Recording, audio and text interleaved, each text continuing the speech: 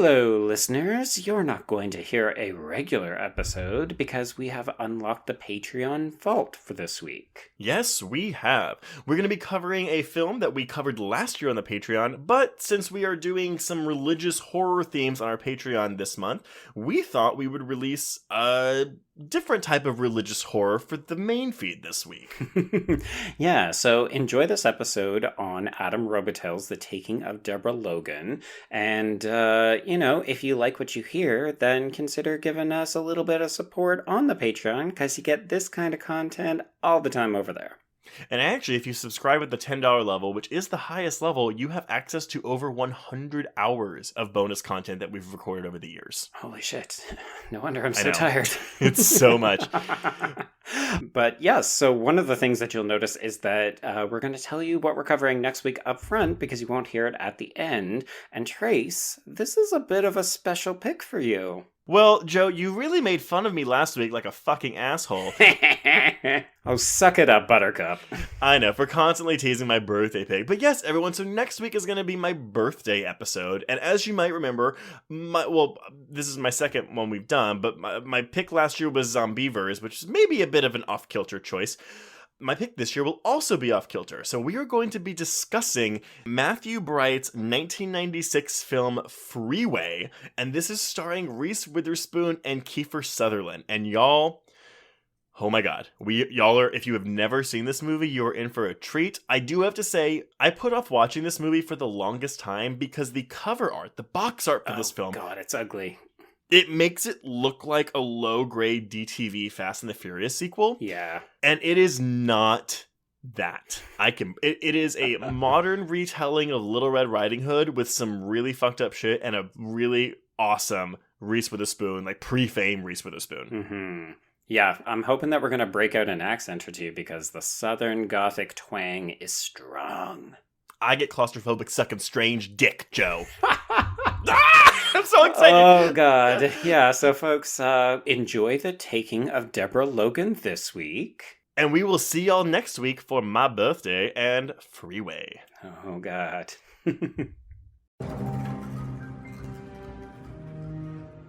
Good morning, afternoon, or evening, and welcome to the Bloody Disgusting Network. The following show is just horrifying. Beware.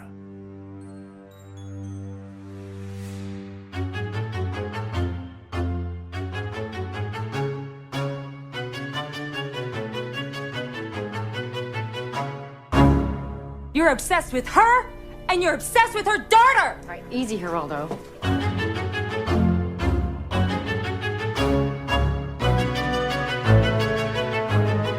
And welcome back to Horror Queers. We're talking found footage, we're talking naked switchboard fun, and we're talking eating a child's head whole. And I'm Joe.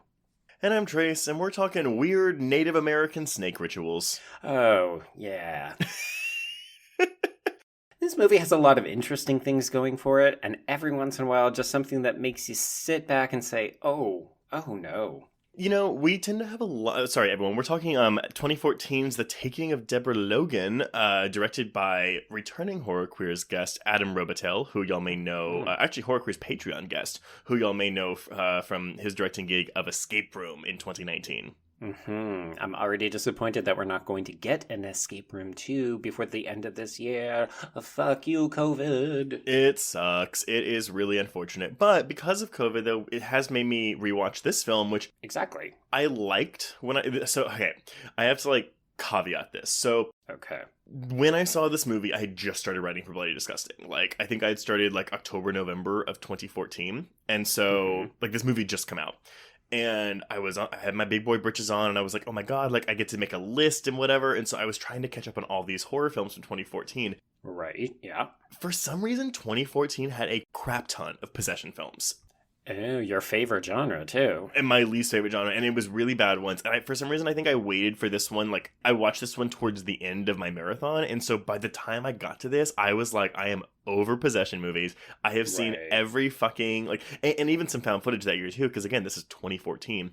I liked it fine. I was like, okay, it's better than some of the crap I've been watching, but I wasn't blown away. The 6 years since have been kind to it because on today's rewatch, I actually really enjoyed this movie a lot.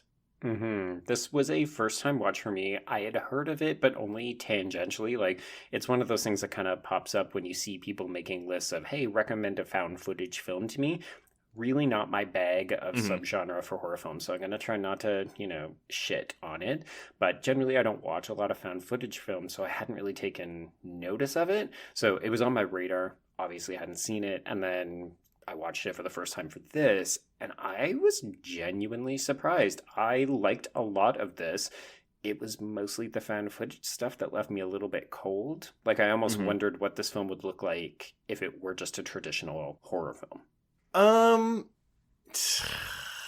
I mean, I know, like, I'm asking people to say, oh, well, just erase the entire technical side of this film. But what I mean is that the story is strong, and I liked that. Like, I liked the characters, and I connected emotionally to the material. Yeah. And it was when the film becomes a more standard found footage thing that I was like, yeah, okay, it's fine. No, I agree. I don't have super strong feelings on found footage. I mean, like, it's kind of a thing where it's like some of the things people complain about with found footage. I'm like, yeah, but it's like a trope, It's like someone taking a slasher movie and saying, oh, well, I hate that there's naked girls getting killed, Exactly, yeah.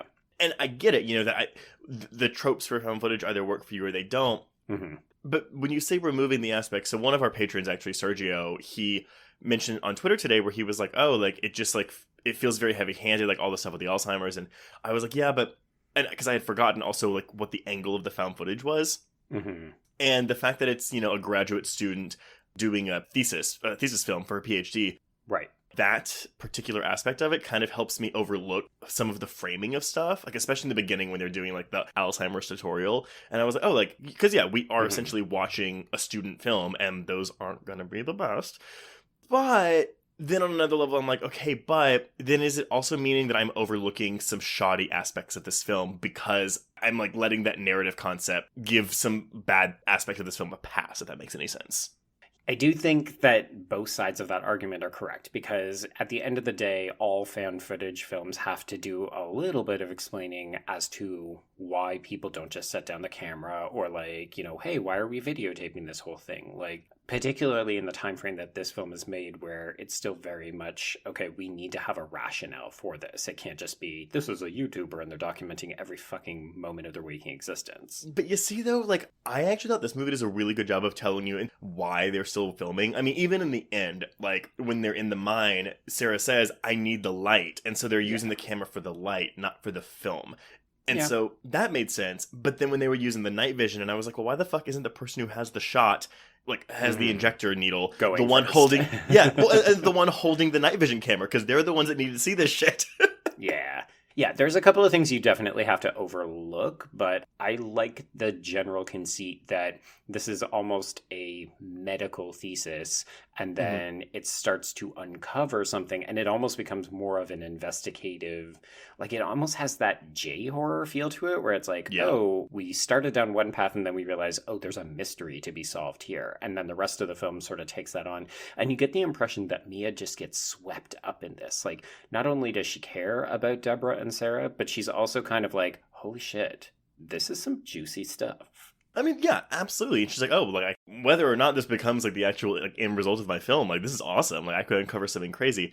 I do think it's kind of funny with the timing, too. I think this was what I was trying to say earlier, though, was, like, we tend to have a lot of luck with our timing, like, and our programming of, like, oh, like, these things kind of relate. I messaged you today saying, oh, like, this is kind of weird, this connection to Evil Dead, the Evil Dead remake, because both of those films take a possession angle, like, but first go through the lens of, like, oh, we're dealing with a disease, in Evil Dead's case with addiction, in this case with Alzheimer's, and that's why, like, people don't buy into the possession immediately. And there's also a whole thing with, like, scratching on a book and, like, getting a hidden message and whatever, but... I think what you're saying is that we're amazing, and I just, toss my hair back a little bit because we're awesome. But another one, too, is because we just talked about Poltergeist 2, which also has some Native American, like, rituals going on. So it's just a well that the horror genre loves to dip back into. Oh, sure. I mean, As you mentioned, there are tropes for found footage, there are tropes for possession, and there are definitely just broad thematic pieces that the horror genre loves to pull in. I mean, I think one of the things that most struck me about this film is that it's not some young, hot chick in a white nightgown getting wet or prayed over by creepy old religious dudes. Mm-hmm. And for that, I'm going to give 10 Hail Marys. And yeah, of course, obviously, y'all, if you haven't seen this film, we are going to be spoiling the fuck out of it, but hopefully you've seen it. It is streaming for free on Tubi. Everywhere else, I think you have to pay for it, but I watched it on Tubi today with some ads. You love Tubi. I mean, again, my go-to is Amazon Prime or Hulu or Netflix, because I'd rather not have the ads, but if it's $3 everywhere else, but it's free on Tubi, fuck yeah, go to Tubi. Mm-hmm. Okay, well, on that note, then I think we'll just kind of dive in. Oh, and obviously, big queer element in this film. Not only do we have a queer filmmaker in Adam Robitel, we do have a queer character in Anne Ramsey's Sarah. And I'm going to assume Sheriff Tweedy? Oh, yeah. 100%. I mean, let's face it. This film is so obviously made by a very aware gay creator, because this film is entirely dominated by strong, interesting, complicated female characters, and then we've got 2 lesbians. Yep. This is obviously not a straight man, because it's almost like gone overboard with making sure, like, hey, I'm not giving you shitty white men. It's giving you a plethora of interesting female characters and queers. And when we get to the moment when she, basically tells the crew about, when her mom caught her with a girl, I actually want to talk about that a little. I mean, obviously we'll talk about it, but, because I think that informs gay viewers or queer viewers about this character so much more than it would for a straight viewer, because it's so minimal, right? Yep. Oh, yeah. It's one of the reasons that this movie gets praised. Yeah, for sure. It doesn't grind to a halt to be like, by the way, I'm a lesbian. Yeah.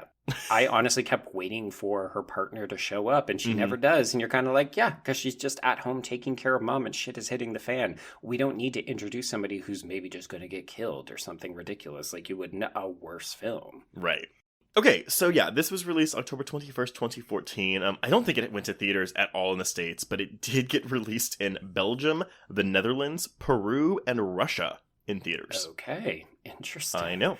It made $407,782, so good for that. I don't have a budget number. I imagine it's pretty low, because this is a very, it's found footage, They can do a lot with very little. Yeah, even the highest budget found footage films tend to not have budgets over a couple $1 million. Right. Well, I did want to point out too, and this might not be a good thing for this crew. So Adam Robitel, as we mentioned, he directed Escape Room. He also directed the 4th Insidious film, which is The Last Key. Not a great movie, but it's directed well. I think he's a fine director. Okay. But he co-wrote this movie with someone named Gavin Heffernan. He's a Canadian. Yeah. Yay! And maybe also gay. I'm not really sure. Couldn't tell. I tried to do a deep dive and couldn't find it. I know, I did too, and Gavin, I think the answer is yes, but I could be wrong. But I wouldn't be surprised. But yeah, they're also, and this is the funny thing too, because I honestly get Adam Robitel and Christopher Landon, who directed the 2 Happy Death Day movies, confused because they both have ties in the Paranormal Activity franchise. Right. Yes, because I think Adam Robitel also wrote another one. Didn't he write the entry that Chris Landon directed? No. So let me do Landon first, and then I'll... Sure. So Landon wrote 2, 3, 4, and 5, and 5 being the marked ones. And it may be a co-writing credit on some and a solo on others, but anyway, but he did direct the marked ones, which is actually pretty good. Okay. 4 is the one that people tend to hate, but the worst one is the 6th one, which is Paranormal Activity, The Ghost Dimension, which had 4 writers, 2 of which were Adam Robitel and Gavin Heffernan. Okay. So it's basically Rewrite City. Pretty much. I mean, and I'm wondering, because they're listed last. There's 2 other writers and then them. Ghost Dimension would have come out a year after Deborah Logan. I mean, almost to the month. So I don't know if maybe because they're already in the Blumhouse... Well, no, they weren't even in the Blumhouse fold. But maybe they saw Deborah Logan and were like, oh, can y'all do a brush up on this with some, clever scares? Because you had a found footage movie that came out last year and it did really well for the VOD circuit. Mm-hmm. And it's kind of a tight timeline, so that may not be actually what happened. Because, again, this comes out and then a year later Ghost Dimension does. But I can't imagine Ghost Dimension, which is a huge piece of shit, took that long to make or market. Right. Yeah. But yeah, we're looking at a runtime of 90 minutes for Deborah Logan, and we have a Rotten Tomatoes score of 89% with an average score of 6.1 out of 10, and then a Letterboxd score of 6 out of 10. Yeah. I'll admit it was higher than I expected, but when I actually saw the film, I feel like it's justified. Yeah, I mean, honestly, my score went from a 3 out of 5 to a 4 out of 5. Yeah, mine was also a 4, principally based on the strength of the first, like, half to 2/3 of the film. No, I fully agree. And there's still things that I like in the last act of the film. It's just, because we've seen this done so many times, it is a lot of been there, seen that. Yeah, unfortunately. And it's hard not to compare when so much of it feels that familiar. Mm-hmm. And I think that's the reason that I gravitated to the first half, is because it felt like a really fresh take on a found footage film that I hadn't seen before. Yeah, I agree. I'm conflicted because I actually like the backstory. I like the reveal of what's going on. It's just I feel like there's too much more film after the reveal. Yeah, it drags a little bit more than it needs to. Off air, you and I both agreed that this could have been trimmed down a little bit. I'm never quite certain who makes the decision about how much do you want to edit. Like, is an 85-minute film better than a 90-minute film? Because this film felt like just a bit of a tighter edit would have made it that much more of a stronger film. But here's the thing. You also have to look at who's editing. Because if it's the studio looking over this, they're going to say, cool, trim something from the boring beginning because we need like more scares in the end of it. Whereas for me, I'm like, no, I'd rather have more in the beginning and you cut something out of the end of the movie. Yeah, trim the part where we can't see jack shit. Exactly. I mean, I was honestly surprised they hold the girl swallowing shot for so long because everything before that is like all over the place. Oh, I think they knew what they had with that, because let me tell you, when I was looking for images to announce our possession theme on Twitter and social media, the number one image that fucking comes up is that shot. Wait, did you not know that was a thing in this movie? Did not. Oh, good. I spoiled myself. So I hope all of you patrons appreciated I took a hit for this. Yeah, no, that's. I think that had that shot not been in this movie, I don't think it would be talked about as much among circles. Obviously, not having it doesn't make the film worse for me, but it's such a memorable visual set piece that you're like, oh shit, like yeah, that's the movie with the snake mouth. Yep. Okay, well, that's all I have. Like, the composer for this film hadn't really done a lot. The cinematographer has done a bunch of stuff, but he's done mostly a bunch of Tosh.0 episodes. Make of that what you will. I will not, thank you. I will say, though, that Heffernan and Robitel also edited the film. Okay. So, it wasn't a Blumhouse film, but it feels like it could have been a Blumhouse film, you know? Right. And do you know if this was a Netflix acquisition? Because I saw a bunch of different interviews that kind of suggested people had discovered it there. Not an acquisition. It definitely went on Netflix. I think if it was an acquisition, it would still be on Netflix. But it's not, in the States at least. Right. That makes sense. Yeah. Okay. Because it seemed like it just came out of nowhere, and then all of a sudden, all of the interviews are from the exact same time period, and I couldn't figure out how it is that people came to find it. For me, because one of the lists I always did for Bloody, I never did best and worst. I did most surprising and most disappointing, which of course is like hinging on your expectations, so it was more my personal picks. But yeah, this was on my most surprising of 2014, because it was one of those where like, oh, I walked in, like, again, after watching a bunch of shitty-ass possession movies, and then I get this, I'm like, okay, good. This surprised me at how it wasn't total shit. There is quality to be found out there. Yeah. I think that was the same year as the Vatican tapes. Nope. That was later. Sorry. I watched a lot of bad movies.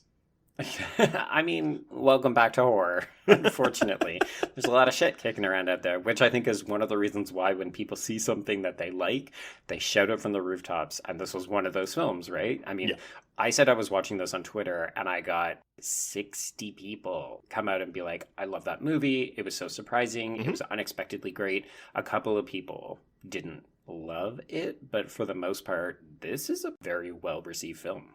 Yeah, and I think, like, I mean, again, flaws and all, I think that's something we'll talk about once we get into the plot, but yeah, there's a lot to unpack here, and it's always one of those things too where I'm like, oh, I don't know if I'm really qualified because I don't have the life experience of seeing someone through Alzheimer's. I don't have a lot of knowledge of Native American lore, like, so I'm just going through this as me, and it's, you know, we all experience films differently. No, I think there's enough here that even if you don't have a personal connection to it, you can understand the choices and follow the story fairly easily, like emotionally, I'm thinking of. Mm-hmm.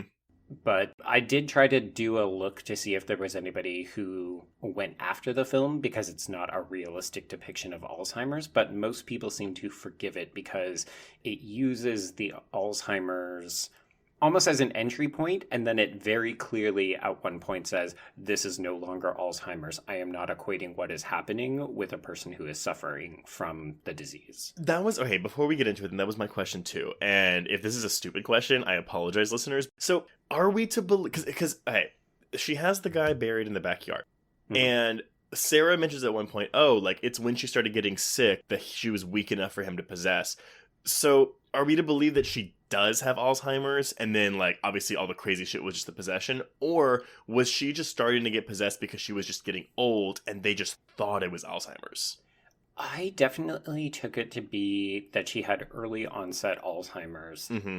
and that because she had the disease was his ability to take over her when she was, like, digging around in the yard one day kind of deal. Got it. Because the doctor definitely explains... Like, there's one part where we see a scene in the hospital and Sarah is talking to Dr. Nazir, and she basically says, I thought you said we had 2 to 3 years, which to me suggests, okay, there was a preliminary diagnosis that happened here, mm-hmm. and then because of the possession, that timeline has been thrown out the window. Yeah, because she mentioned something, and I didn't write down the exact terminology, but, like, about, like, the proteins or something in her brain, like, they had increased dramatically. So the possession is also, like, physiologically affecting her brain chemistry. Yes. Yeah, it's accelerating it. Yes. And we'll talk about it when we get to the end of the movie, because I do have thoughts on where we leave Miss Deborah Logan. Mm-hmm. Yeah, it's not the happiest of anything. All right, well, let's dive in here. So we have a PhD candidate, Mia, played by Michelle Eng, who is filming her thesis project on Alzheimer's, along with Gavin, Brett Gentile, and cameraman Louis, played by Jeremy DeCarlos. Oh, and I actually want to read, so we do get the title card, like the text at the beginning of the film. Yeah. And it's basically, the following film includes a partly edited medical documentary, outtakes, and surveillance footage from the scene of the crime. October 12th, 2013, medical student Mia Hu and her documentary crew travel to Virginia. It's like Exuma. Yeah. Exuma, I'm sorry. But it's Exuma. Virginia, to meet with Alzheimer's patient Deborah Logan and her daughter, Sarah. Yeah, so right off the bat, it's kind of telling you, okay, there's going to be that strong medical component, which I think becomes very clear early in the film where you get this breakdown, like, here's what Alzheimer's is. It actually reminded me a little bit of when we watched Scream Queen, where it's like, okay, and now I'm going to tell you what the AIDS crisis was. So in that way, it did feel a little bit like a legitimate documentary to me. But again, knowing, like, what it is, it's this fucking, like, 27, 26-year-old grad student doing a thesis film. Like, yeah, of course, like, she's educating you. So it does feel like the film's talking down to you to be like, you don't know what Alzheimer's is, here you go. But I buy that someone like that would do that in their film because it's educational.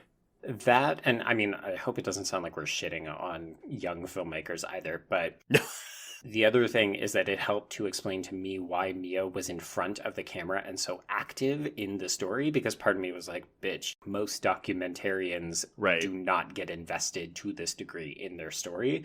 And part of it was I wondered if it was meant to infer, oh, Mia can't distance herself from her subject because she doesn't have that experience. Oh, yeah, that makes sense.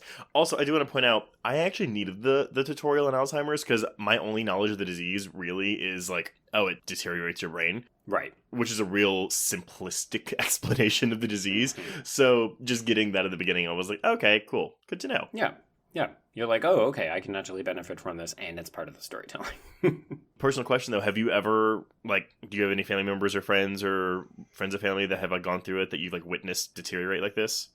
I don't have any family members who have had Alzheimer's. I've suspected a couple have, but there is a distinction between dementia and Alzheimer's, and I think I've actually had experience with dementia where it's more of that general forgetfulness as you get older, as opposed to like a severely mentally deteriorating, and even physically. Like the shots in this film where you see people and they kind of start to look a little bit like husks of former people. That's, I think, more Alzheimer's, whereas dementia is just people, you know, oh, I left something something on the stove and I burnt down part of my kitchen. I think the factoid for me that really shook me the most, and it was paired with those images of like what I'm assuming are real life Alzheimer's patients. Yeah, I almost hoped it wasn't, because I was like, ugh, this feels icky. Well, and yes, I agree. And I think the film handles it tastefully, but then of course when you get into the aspect of possession, it's like, okay, well then you're using this very real disease as like a gateway into this possession film. But then it's like, well, aren't you doing the same thing in Evil Dead when it's through drug addiction, which is also a very serious disease? So I can see arguments for both sides where it's like, oh, this is offensive or it's exploitative. I mean, they even like fucking call that out in the beginning when Deborah's like, I don't want to be exploited. Yes. Or exploited, sorry. Yes, and I mean, that's why I think we also have Harris. I mean, he's obviously involved in the murder subplot that leads to the conclusion. But he spends the majority of the runtime of this film saying, you're exploiting this woman who I care about, get the fuck off of her property. Well, which they are by the end of the film, when at the most inopportune time, Mia's like, I was lying when I said my grandfather had Alzheimer's. I know, and Sarah's like, shut the fuck up right now. I'm just like, you bitch, now is not the time. but it was when they said that, when the brain like doesn't remind you to swallow. And so, like, that is when I was like, ooh, it sucks. Yeah, it's rough. Alzheimer's is actually one of my top fears in terms of the ways that I will die. Because I think it just sounds like the worst, right? Yeah. Okay, this might sound shitty, but on the bright side, like, at a certain point, you wouldn't know. I think, honestly, and again, if this sounds insensitive, I apologize, but I do think that Alzheimer's is probably worse on the family and friends than it is on the victim itself. Not to say it's not bad on the victim itself, but I mean that's the point of this documentary, right? Yeah, because it's actually all about how Sarah is dealing or coping with her mother's decreasing health. Yeah, exactly. And it does a good job, and that's kind of what I found the most interesting. But then again, once we get into the murder stuff, it kind of drops that aspect. I mean, Sarah's still like front and center of this film, but it loses that aspect of it when you lose the Alzheimer's aspect of it. This is true. Yeah. So if you check on Robitel's interviews that he did with this film, he does talk about how he made this a very deliberate construction. Like, he wanted to look at using some kind of illness where people deteriorate and use that as like an analogy or an introduction to a possession film. Like, he thought that it was a bit of a clever way to do this, but he picked Alzheimer's because some of the symptoms do match what people traditionally associate with possession, right? Yeah. Where it's like people acting a little bit differently, a little bit kooky, you know, they're wandering around, they're maybe taking off their clothes, they're speaking in tongues, or they're having difficulty distinguishing reality from fantasy or something like that. So he thought that it was a clever parallel, but also a good emotional way to ground the story he wanted to tell. He wanted to talk about this older woman who is losing her mental faculties. Yep. Yeah, I think that's refreshing. Like, he clearly put the time and energy into it. And I think the reason that maybe the back half of the film doesn't work as well for people is because it does lose that emotional resonance. Well, and actually, listeners, and I know we normally save questions for the end of the podcast, but yeah, I mean, let us know, because I can guarantee there are some people that prefer the second half because it gives them what they're wanting out of a found footage movie, whereas the first half of this film isn't as preoccupied with that. Yeah, I mean, I'd be interested to know if people went into this and found the first half boring. Mm-hmm. Or if they were like, oh, I went in and then suddenly I was invested in this mother-daughter drama that I didn't expect. Yeah. Because that was me. I was like, what is this? Oh, wait, I care about these two women. No, and I honestly think that when I watched this back in 2014, I think that I wasn't as compelled by the family drama in the first half. Interesting. So, okay. Age helps. Yes. Yeah. And some distance, right? Distance, yes. I mean, sorry, not that younger people can't understand things. I mean, like, I'm just saying, like, me, knowing how I was in 2014. Yeah. Okay, so we are introduced to Deborah Logan, who is played by soap opera vet Jill Larson. 700 and some odd eps of All My Children. Good for you, girl. Right? Get that money, get that career gig. She apparently had never seen a horror film. You wouldn't guess it based on this film, though. I actually do love her performance, and I love the way they, like, slowly, like, disintegrate her face. Not disintegrate, but, like, she just, like, gets worse and worse looking as the film progresses. Mm-hmm. Well, as I said, when I was looking up images for this film, they're all from the back half. So when the film opens up and she looks like a fucking senior soccer mom, yeah, I just thought, oh, okay, wow, we are really going to get to see her go through this. But I was worried because I was trying to figure out how are they going to, for lack of a better word, torture this actress. Yeah.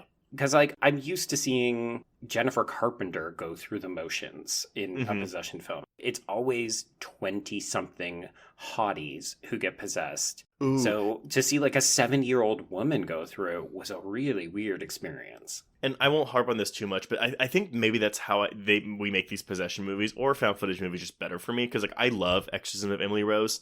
But sure, it's basically a legal drama that has a few scenes of possession in it, you know? Mm-hmm. This has possession in it, but it's also like primarily focused on the Alzheimer's aspect until the last act of the film. So that helps it stand out for me and makes me appreciate it more. Also, Emily Rose is like legitimately scary. I haven't seen it in forever. I just remember everybody and their dog talking about the physicality of Carpenter's performance, and it is off the chain. It is amazing. But anyway, sorry. Back to Deborah Logan. Yeah. Okay, so we meet Deborah, and we also meet her daughter, Sarah, who is played by Anne Ramsey. Speaking of Dexter, she appears in that and a bunch of other TV shows, but she's very much a character actress. Yeah, I mean, she's been in the L World L World. Imagine that should have been the sequel series, the L World. The lesbian world. Ah, yes. It's just lesbians have taken over the entire world. Yeah, exactly. I mean, yeah, because they did a sequel season, didn't they? Like last year. They did, yes. Yeah. But some of our more seasoned TV viewers though might know her from Mad About You. She was a main role in that for a long time, and I haven't seen it probably at least 20 years because my parents watched it, but I was like, around the age of 5 when that was really in its heyday. It's not really a show for 5-year-olds. No. Whereas I was just like, Paul Reiser, he's that asshole from Aliens. I don't want to watch a show with him. Too true. Yeah, so they're doing this documentary in part because it's Mia's thesis project, but it's also because Sarah needs money to keep the fucking house. Mm-hmm. Which, again, sink those emotional hooks into me, Adam Robitel, because yikes. Yeah, I mean, I think it's, again, it just provides another reason for her to be like, keep filming, because we need this grant money. Yeah. I do love the scene. So there are some technical aspects of the film where I'm like, that doesn't really make a lot of sense. Specifically in the scene when we see, like, the cameras are outside, and we see Sarah and Deborah inside talking, and I'm like, how can they hear what they're saying? They're not wearing mics. They paid for a lip reading specialist after the fact. I will say that I watched this with subtitles on, and actually, like, a lot of things that you could not hear, the subtitles filled in for you.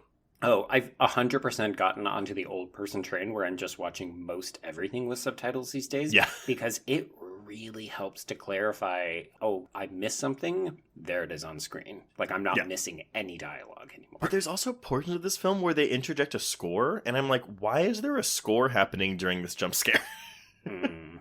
Because it'll scare you more. Because in horror films, the music is actually super important. Right. But I mean, like, the whole thing with found footage is that, they don't have that. And that's it. Yeah. So you have to rely on the visual aspect only. Or, like, a sound happening, but not music. So not typically. When there's, like, 2 or 3 jump scares that come with a score in this film, and it's the only time there's a score, I'm kind of like, okay, well, you could have said this was a partially, like...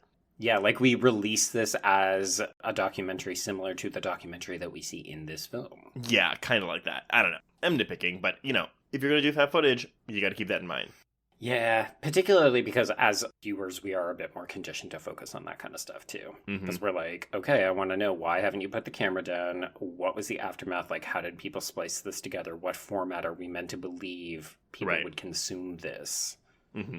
Yeah, so we get like a kind of info dump about who these women are. We learn that Deborah was widowed when Sarah was 2, and she made ends meet by operating a successful switchboard business. Mm-hmm. We meet her neighbor and lifelong friend, Harris, who is played by Ryan Catrona, and he is deeply possessive and not at all a fan of this documentary crew being there. And we also eventually come to learn that Sarah is a partnered lesbian who has moved back home to care for her mother, and she's more or less told her girlfriend, oh, I'm just going to be here for a few weeks, but really she's kind of in it for the long haul. Yeah. I did want to point out the one scare that I really liked is one that doesn't come with a score, but it's when the cameraman sees her dig up a snake. And then he turns and, like, Mia's yelling at him saying, you're supposed to work on the edit. And he turns back and Deborah's, like, right there. Yeah. That worked really well for me. Again, it's simple, easy, like, obvious found footage shit, but I like it. But yeah, so when Sarah, so this is day 18, because they do some counting of the days, and that actually I liked, because I think by the end of the film we're on day 60. Yeah. And thinking about, again, going through, like, so, like, we're only seeing, like, a glimpse of the crazy shit happening in this movie, and so... Right, but it's still also over 2 months, so these people would be ragged. Yes. But I love that whenever... So, we hear Sarah, like, talking to her girlfriend. She mentions a U-Haul, so of course we get, like, a lesbian U-Haul reference. I did roll my eyes a little bit at that one, but I let it go. Gay screenwriters. Or at least one. I don't know. But, yeah, so... Basically, we're told that Deborah found Sarah and her friend Anne kissing in the shed when she was 10 years old, and then she shipped her off to a boarding school. And that's kind of a thing where it's like, I mean, we don't really get much more information about Sarah's personal life outside of this one bit of dialogue. And it informs her character so much and the relationship she has with her mother. Yes. I am actually curious to hear from both queer and straight listeners to know, like, what did you get from that? Because as someone who did grow up and, like, had kind of a contentious relationship with my parents post coming out, like, I was like, oh, I get this relationship now. Like, I get the kind of, like, dynamic you have. And if you don't have something like that, I'm wondering if it really fed that much into you or if it would just felt like a throwaway line. It definitely can feel like a throwaway line. I picked up on it very strongly, in part because, I mean, I knew that Sarah was a lesbian. It was on her sort of cheat sheet as one of the reasons why we would cover this film eventually. But I think it could be removed and the film would more or less still operate. But I think our investment in Sarah as a character and the relationship that she has to Deborah, it explains the kind of... I don't want to say love-hate because I don't think there's hate, but there's a tension in their relationship. If you have, like, when this happened to my parents, like I mean, I think I said this before in the podcast, but I got drunk when I was like 25 and told my parents like all the things that I remember them saying to me after I came out, and they didn't have any recollection of those specific things they said, but I did because I was fucking like 17 years old and it was imprinting on my brain. Yeah. I mean, granted, we've made peace since then, but, like, that's still a memory that I have of, like, feeling completely and utterly rejected by my parents. Yeah. And so you have Sarah, who, again, she seems like she's on good terms with her mom, and it's fine. But for me, I'm like, okay, well, then every time you have to bathe your mother or wipe her ass, a flashback of, like, that time that she rejected you for showing interest in someone of the same sex is going to come into your mind. Yeah. There's little moments early in the film where I think it's when they first sit Deborah down for her interview. So there's a moment where an early key focal moment is Deborah loses her temper because a gardening spade has gone missing and they end up finding it, but it kind of hints, okay, there's something weird going on. Then the next big incident is that they discover her digging in the garden in the middle of the night and her fingers are a bloody mess. This is when we see that she's levitated from the kitchen floor to the counter on the tape and, oh, what's scary, it's going on. Yeah. But they sit her down for this interview and she is spot on polished. She is wearing really nice clothes. She's brushed her hair. She looks great. But she's nitpicking at Sarah's clothes. Like, she wants her to take off a jacket. She asks if the checkered plaid shirt that Sarah is wearing is her dad's. Mm-hmm.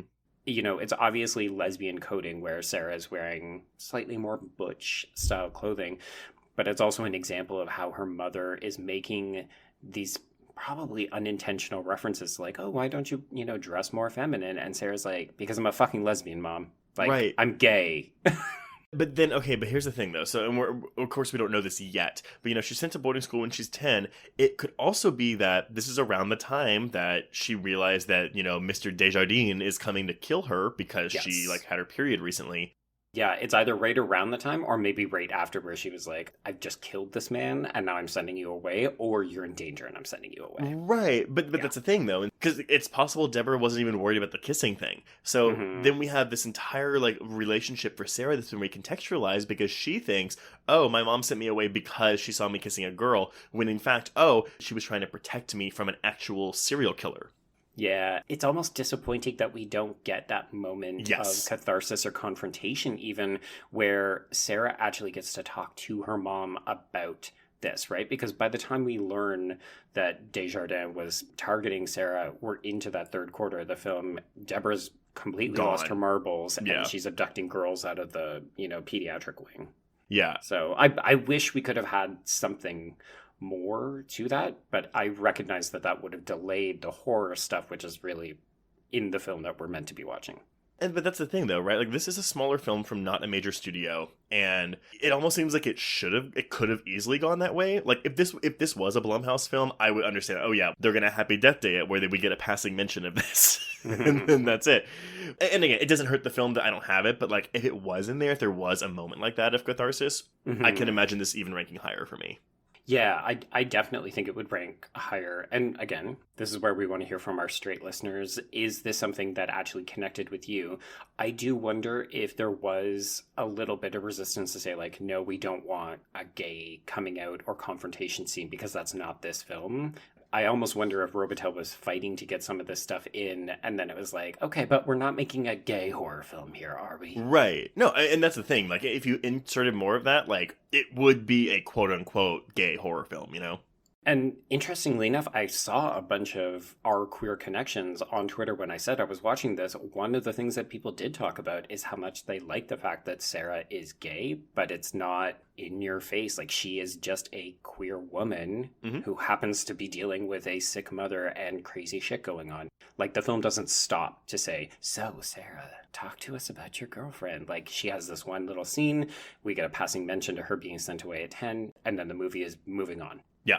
Some people seem to really like that. Like, this is a way to include queer people without bashing viewers over the head. Like, she's queer. Yeah, she's a big old lesbian. She's a big old lesbian. Yeah. But I won't lie. I was eating moments up where she and Sheriff Tweedy were leaning in close to one another. Because I was like, are you two flirting? Are you flirting right now?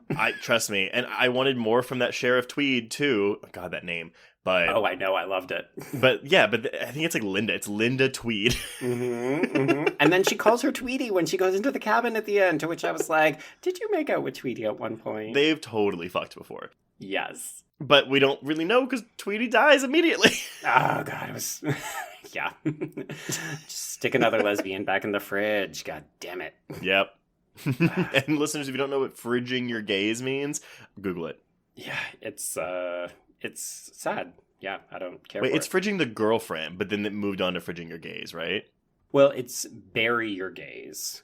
Bury your gaze. Fridging was like the act of killing like a man's girlfriend for a long time. And then bury your gaze was often about lesbian relationships in pop culture, where it was like, oh, can we have these two women to be happy? No, one of them has to die. Yeah, there you go. TVtropes.com, y'all. Great website.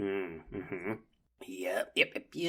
Okay, so really there's just a sequence of different kinds of incidents. There's stuff where Deborah is acting weird. There's wonky shit happening with windows. Dark men appearing in paintings. That stuff is what works most effectively for me, is like finding the paintings with the black figure. Like, that is super, because again, it's just relying on an image, you know, it's not a scare, it's just a really creepy thing.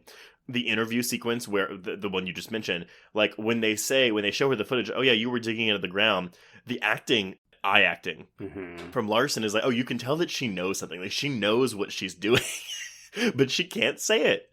Yeah, even I think the fact that if we take the possession piece out of it, she also knows that she is a murderer that she probably doesn't want her daughter and this documentary film crew to find out about. So in a way, she's almost burying two secrets here, right? I actually didn't even think about, because we didn't mention the beginning of the film, but yeah, she says, oh, wait, no, I changed my mind. I don't want these people here. Because it's because she knows she has a body buried back there. Yeah, like, oh shit, right, I've got that sack of bones decomposing over there by the Angels Fountain. Ugh, God. Yeah. And then Sarah, I guess, worked away at her for about a week and said, well, if you want to keep the fucking house, we're going to invite these people back in. And y'all, I am sorry to say this, but like, when my dad got laid off from his job at 23 years, and like they had to move, I was probably like 26, maybe 25, but they had to move out of their home, and my dad got a job in Dallas, so they moved from Houston to Dallas. But I remember my mom taking my sister and I to like lunch one day when she came to visit us. And she like started crying like in this restaurant because she was like, I just don't want you to lose your home. And I'm like, Mom, like, it sucks. You're like, I feel no connection to this at all. Thank you. I mean, it's like I grew up in this house from like first grade till I was 18. So like, you know, from the age of 6 or 7 to 18 years old. So like 10 or 11 years. And granted, I guess I get it. Maybe if there's more of like, if she's had like generations of her family there, like she raised her daughter there. But I'm never going to be like, oh no, I want to keep the house. Like, I'll go live in an apartment. It's fine.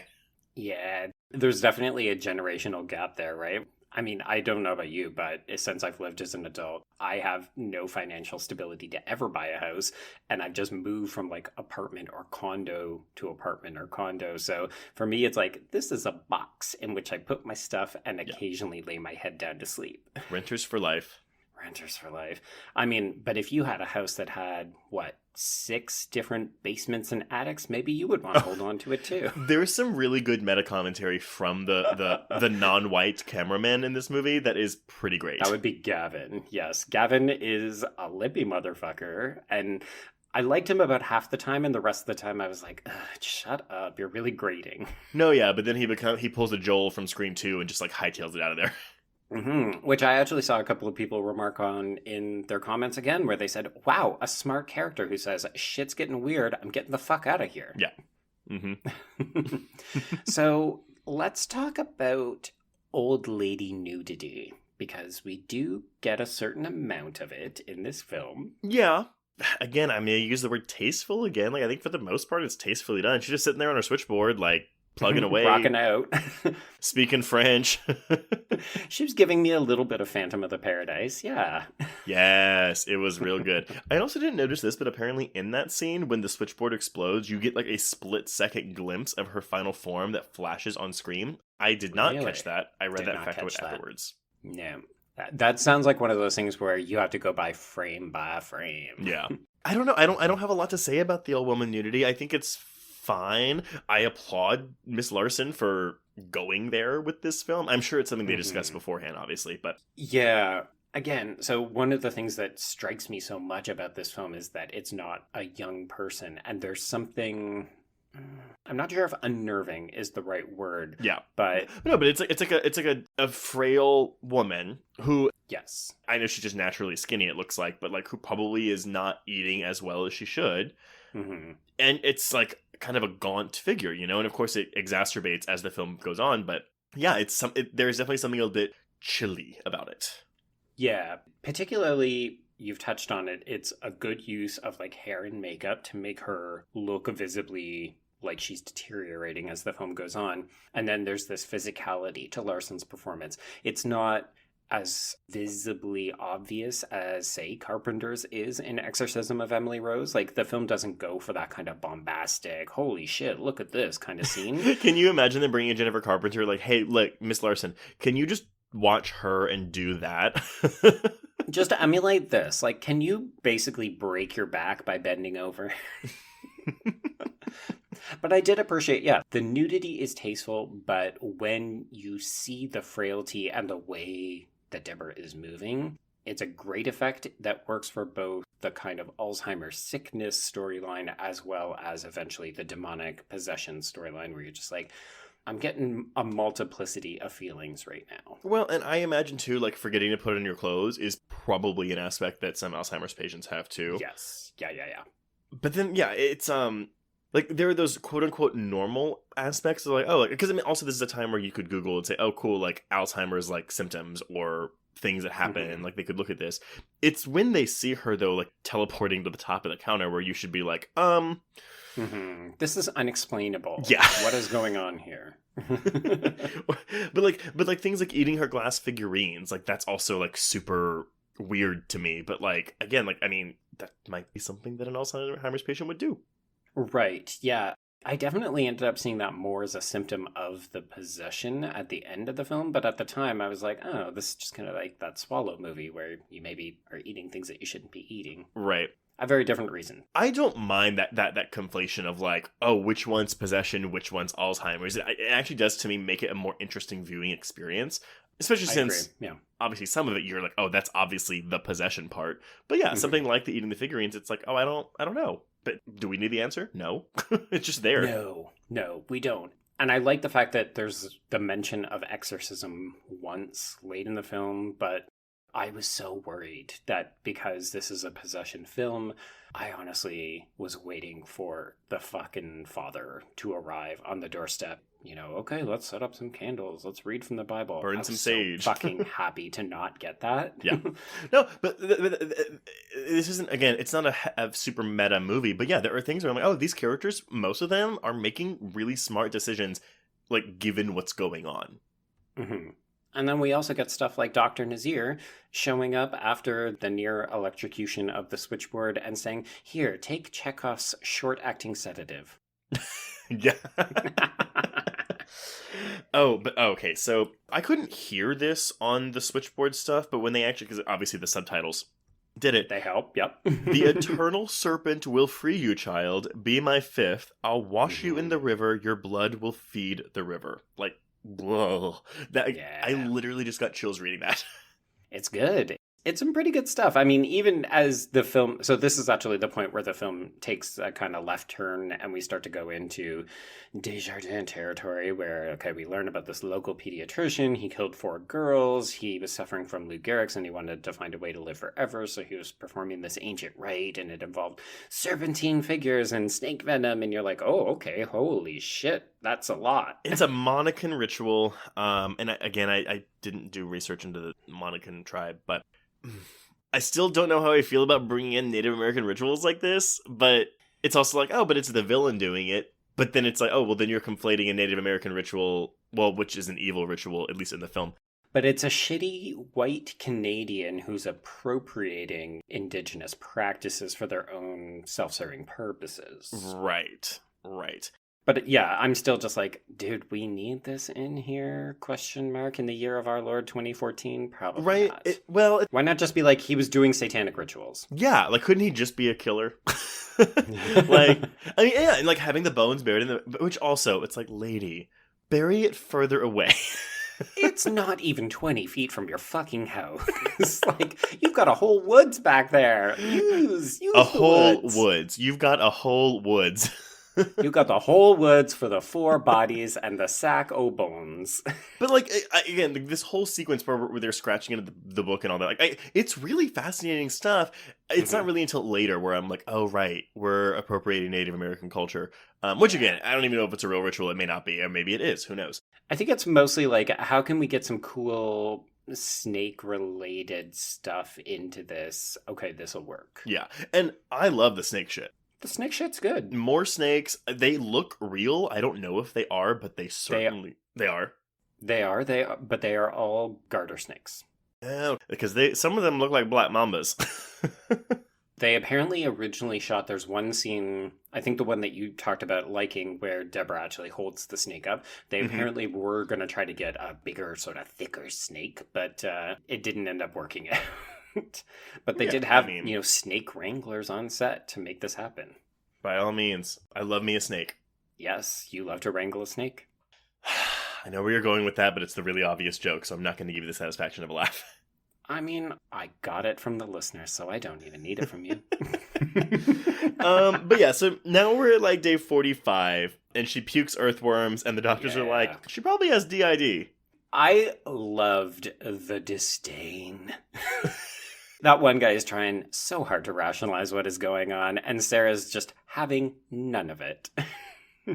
Sarah's a very compelling protagonist in this film. It's awesome. And watching her deal with these fuckers.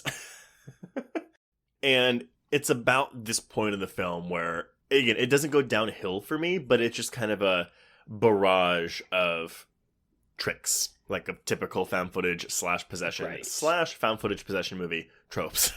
Yeah, because we're starting to dig into things. We're finding shady, mysterious goings on. Deborah is taking on increasingly erratic behavior. She starts to become less of a character and more of a old hag horror fixture at this point. And which is okay. She looks appropriately scary. Like, it works. But you're right. She's just a figure. She's not a character anymore. No. So Gavin bails after Harris shoots up the minivan, and that's our introduction to Sheriff Linda Tweed. And the big sort of ramping up into the end of the film happens on day 47 when Deb abducts a little girl, Cara Minetti, who is played by Julianne Taylor, and she takes her to an abandoned wing. And I ask you this, Trace, why does a hospital have an abandoned wing with no lights? I have the same question, and I put in my notes, they find her in ... the freezer? Question mark. Yeah, it looked like she went maybe to the morgue. That was the best I could think of. But I was getting some pretty heavy Blair Witch vibes from this. No, I agree. But then, like, when the whole end of the movie is like, oh, it's going to the mines where he performed the ritual, it's like, maybe, like, he doesn't have complete hold over Deborah yet. So, like, she was still, like, keeping him in the hospital. I don't really know. Again, it seemed unnecessary because it's like, oh, you're just doing this to, like, I guess build up later. You honestly could have cut this and just, like, had the first instance of this Kara girl be when she actually kidnaps her. Probably. The big thing is to see that Kara is not afraid of her, which is also fairly unnerving. But we get a repeat of this when they actually find them on the road, because Kara doesn't try to run away, and she's actually saying, no, he's a nice man. Gotcha. So I agree with you. It's definitely setting up the back part of the film, but it probably doesn't have to be here. Well, and it's also because this is when she starts freaking out and they have to strap her down to the bed. And so I guess this is when we're like, okay, well, we have to strap her down because she's going out taking all this cancer patient to abandoned wings of the hospital. Maybe amp up the security a little bit in this here hospital because you're allowing old ladies to just wander free and kidnap children. Mm-hmm. So Sarah and Mia track down Dr. Schiffer from the River Rouge documentary, and this is where we find out that there are spiritual parasites who prey on the weak of mind, and they figure out, hey shit, we should burn some of their bones if we want this possession to be over. Mm-hmm. Oh, but also, now we're bringing in African tribes into the backstory. Mm-hmm. Here's an extended piece where I'm going to lay out pictures of this black lady who nearly killed herself because she was so consumed by grief. And you're just like, oh, no, just no. Thank you, no. Yeah, I mean, I get it because it's like a foreign concept. But then, of course, you're going into, okay, well, foreigners are scary because shit like this happens. So it's just like I get why you're doing it, but it still leaves a bad taste in my mouth. It's an uncomfortable exoticism where you're just like, oh, that's so weird. Yeah. Because it happens in, like, Africa. It's like, one day, oh, it's just going to be a white know. man who's doing it. Like, it's going to be like, I'm sorry, in this case, it is a white man who's doing it. But, like it's like when they bring in that old archival footage, it's like, oh, yeah, this white man, I don't know, he got possessed in some white person ritual, and they killed it by burning the bones. Yeah. A white person ritual. Let me tell you about this crazy thing that was happening in the year 2020. It was what we called a tribe of Karens. It was white ladies who would congregate at parks, and they would demand that they could, like, hang out with their children. They had crazy practices. What are you referencing? My God, really?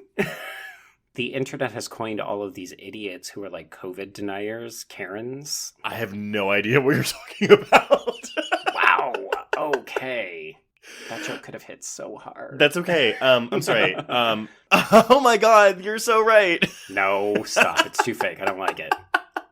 Basically, just the internet came up with what is like the most white lady entitled name we can think See, and of. for me, my Karen association is the Dane Cook sketch where it's like the one friend in your group of friends that no one else likes. It's Karen. And so you're like, oh, Karen's just a fucking bitch. And she walks up, oh, hey, Karen. What's up, Karen? How you doing, Karen? Oh, she's like a fucking cunt. So it works in both cases then. It does. It does. If your name is Karen, I am so sorry. Or if your name is Karen, don't be a Karen. Don't be a Karen. Make your friends like you. Exactly. And take COVID seriously. And there we go.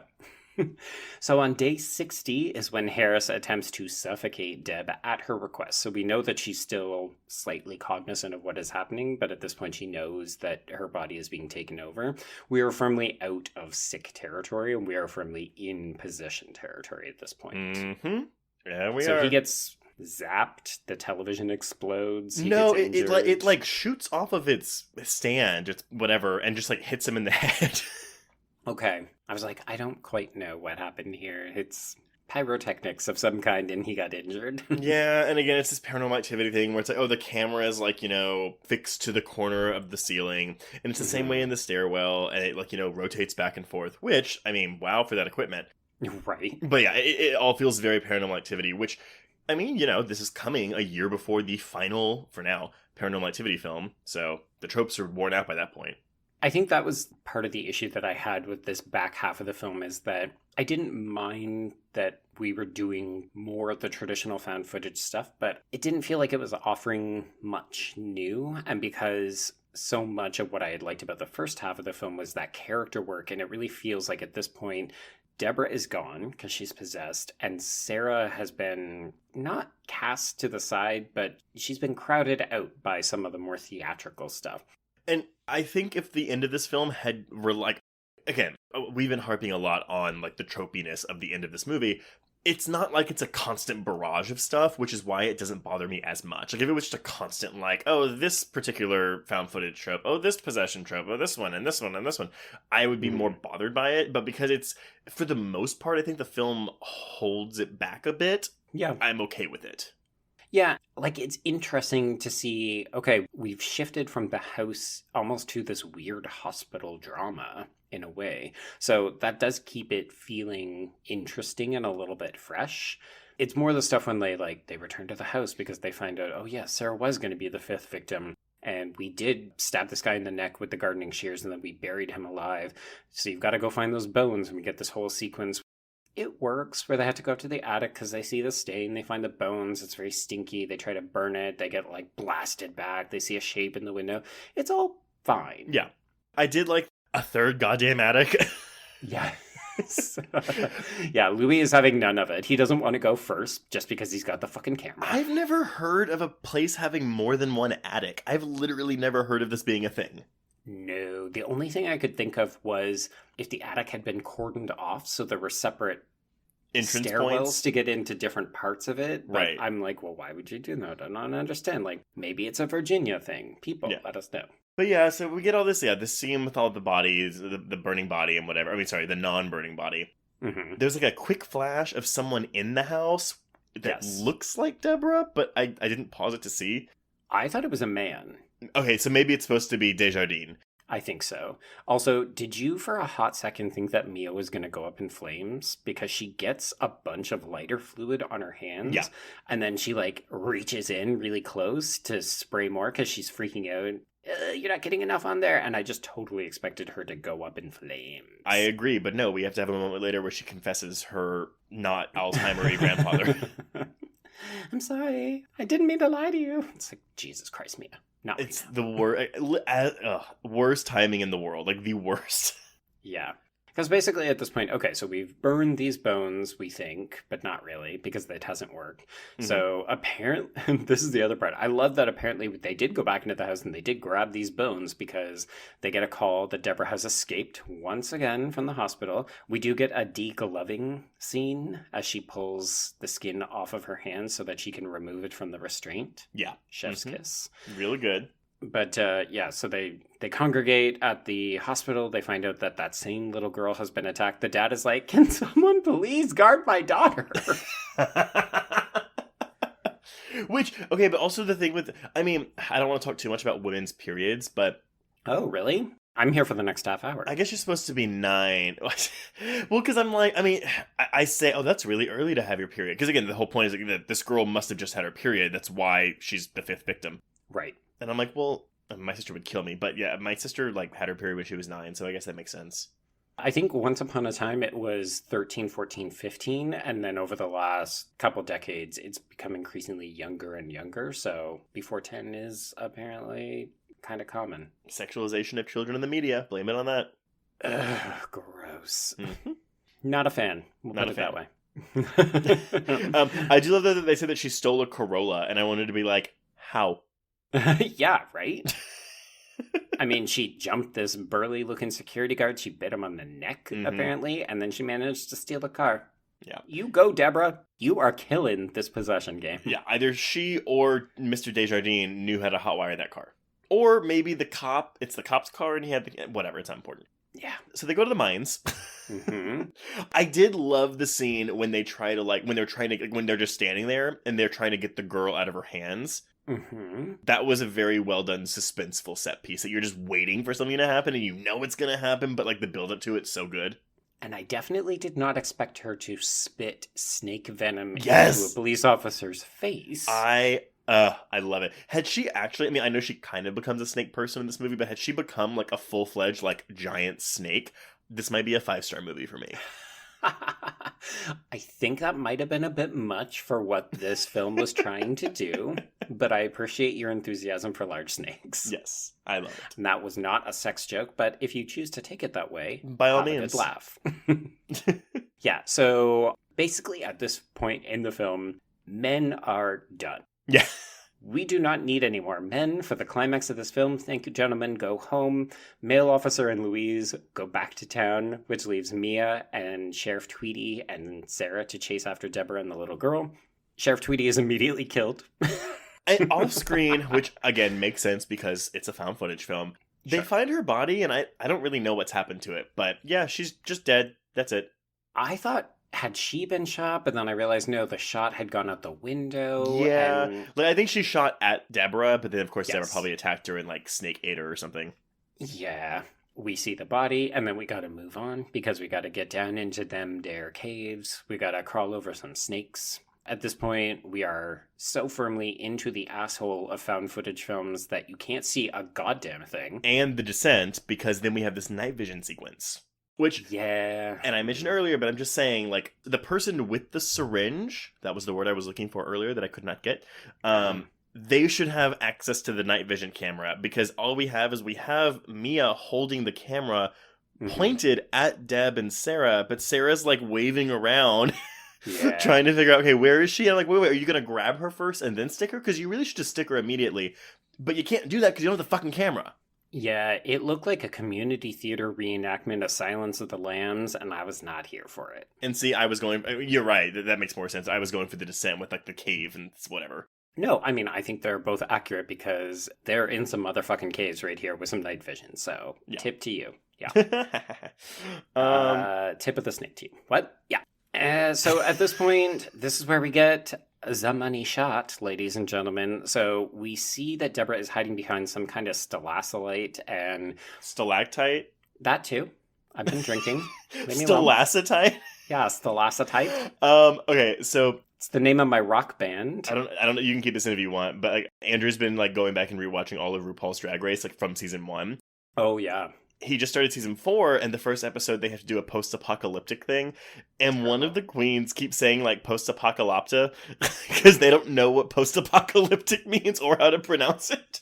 Oh, God. I worry about the education levels of some of those queens. I Not mean, gonna some lie. of them don't have much, you know? No. Which is maybe good because we're actually seeing that on television, and it's like, hey, you can make a life for yourself. But Mm-hmm. so coming back to Yeah, this sorry, scene, this money though. shot, this amazing snake shot. Yeah, so Sarah more or less rounds a corner, and we see Deb lit up in full light for like the first time in a very long time. It's been a lot of jaggedy camera motions, a lot of like blackout moments. And so we finally see Deborah and Kara for the first time in a little bit. And Deborah basically has unhinged her jaw, and she has half of this girl's head in her mouth. It's the only moment that I could spot of like real CGI, but because it's like of the way it's filmed, it doesn't look bad, like it looks good. Yeah. Yeah, it is something that I never thought I would see in a film. Absolutely not. It is shocking. It is genuinely shocking. It is. And that you'll walk away from this film, no matter what you think of it, at least remembering that. Like that to me is the mark of at least maybe if not a good horror film, then at least something that's effective. That like, oh, without this, would people be talking about it as much now? Probably not. But because it's a gifable moment in today's internet age, oh yeah, for sure. People know this movie. It's a great, memorable shot. It almost made me wish that this right here was the end of the film. It goes on for a little bit more, like we lose her again, we have to find her again, we eventually sedate her and burn the bones and all that shit. And it's fine. But really, like, after this, I was like, you're not topping that. No, but then we have to get a Gerald's Game coda where yeah, we do. and granted, I don't hate the idea because it's short, but it takes focus away from Deb and Sarah and puts it on this girl in what I'm assuming is a sequel tease that we'll never get. Yeah. I will admit that the last shot of the film of the girl smiling, I did find legitimately chilling. Yep. I got like freaked out like in the middle of the day watching this movie and watching this girl just smile menacingly at the camera. Yeah. But yeah, we don't get like, yes, okay, we know that Deb is alive. She was deemed like they couldn't try her because of her mental state, and like she's still deteriorating because she still has Alzheimer's, which I'm assuming too that the way it's left is whatever progression the disease had under the possession, like however fast it accelerated, it didn't revert back. No. Which I appreciate. Like, it's mean, but it's also true to life in that way. Like, I hate horror films that walk back like, oh, all these people were cocooned and then they came back and they're completely fine. Like, in this film, Deborah has become much more sick, and just because you want her to be better because the possession is over, the film is like, no. But again, compare that with Mia and Evil Dead, where she goes through all this shit and then buried alive, oop, back to normal. You know, but yeah, different in that film because we're not dealing with the same kind of a story. Mm-hmm. Yeah. I do wish if we're gonna get a coda, I would have rather have something more with Sarah and Deb, or at least like seen them together. You know, we don't. I don't even think we see Sarah again, and we just see Deb getting rolled out of the hospital. Sorry, I'm saying Deb because I have Deb in my notes because I was tired of writing Deborah. Fair enough, and a lot of people call her Deb, so it's fine.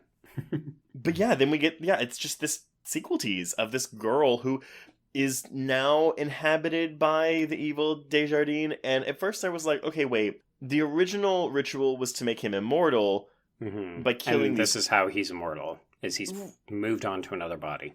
Right, because his body doesn't exist anymore. So I'm to understand it as to, like, had it happened when he was alive, like, oh, he would have just been immortal in his body. But because he's dead, the rules have changed, I guess. Or maybe the fifth body was always going to be the one that he moved into. Part of what I kind of like is it's a little bit of It Follows, right? Where because they went to Dr. Schiffer and he told them about these other people who did this one thing, they just randomly thought that it was going to work for their situation. There's no actual suggestion in the film that what they're doing is the right approach. So I kind of didn't mind that we don't have clarity about what actually happened. I think at the end of the day, the film hadn't really thought it through maybe that much. And they were kind of like, hey, sure, he's now in this kid. And that's a cool, creepy way to end the film. Yeah. But there's something about the fact that this film ends on a bit of a mean note. Would I have rather had it focus on the relationship between Sarah and Deb, or even have something about like Mia wrapping up this documentary? Like, it feels like we just kind of trail off a little bit. I was honestly expecting some kind of final title card that says, and Mia wrapped it up and she ended up selling this or something. That's my conundrum though, is that, okay, if you're going to spend time like doing a coda, why are you doing it on this new character that we don't really know that well? And particularly when horror films that end with a creepy, ooh, the possession has jumped to somebody new and maybe this is a setup for a new film. Again, a dime a dozen. I don't really care if maybe he's in this little girl or if we get a second film. I'm saying we also have like this weird, gross concept of this like 60-year-old man in a 10-year-old girl's body. Ooh. And honestly, The Prodigy, if we had a sequel to this movie, it would be The Prodigy just with a gender flip boy. Right. Spoilers once again for The Prodigy, which we have talked about so many times. So many times. Maybe we should just do an episode on The Prodigy. I literally was sitting here like, we did an episode on that, right? But no, we've just talked about it a lot. Yep. Hey, if you want us to talk about The Prodigy, let us know. But yeah, no, that's the end of the film. Again, this held up really well for me. I liked it more on a rewatch. I don't want to watch it a lot, but like, yeah, I would still recommend this to someone. If someone says, hey, what's a good possession film or a good found footage film? I'd be like, there's not a lot of ones that I love, but this one is actually really good. Yeah, wholeheartedly. I would 100% recommend this. I'm not surprised in hindsight that so many people have latched onto this. I think it's because it's not just doing something that's a little bit new and fresh and different, but it's actually treating its characters. It's dedicating a lot of time and energy in this first half to making you care about this mother-daughter relationship and presenting these as sympathetic figures that you care about. So when the shit does hit the fan, you feel something for these two. Yeah. And I like that. I like that a lot. Like, I like horror films that make me care about the fucking characters. I 100% agree. And to the point where even like the Alzheimer's, like, even though it's obviously a major factor, like, I don't feel like it's using the Alzheimer's as a crutch to be like, well, this is why you should care about these characters. No. But yeah, well, that'll wrap up Deborah Logan. So, right. On that note, I think we can cross out the Taking of Deborah Logan. Yes, and cross out Horror Queer's Patreon.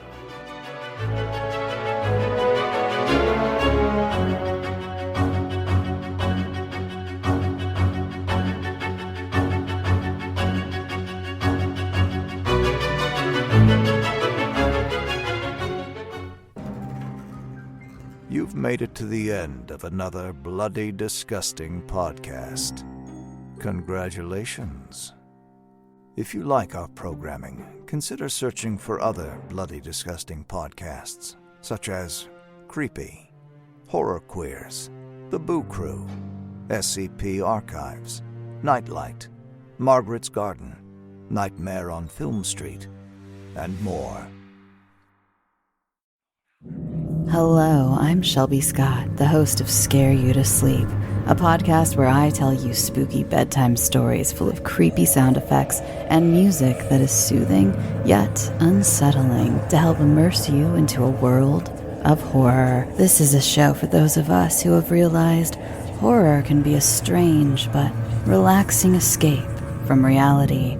Speaking of escapes, sometimes I lead you through guided nightmares, like a guided meditation, but instead of flowery meadows, I take you on a journey through your own personal nightmare.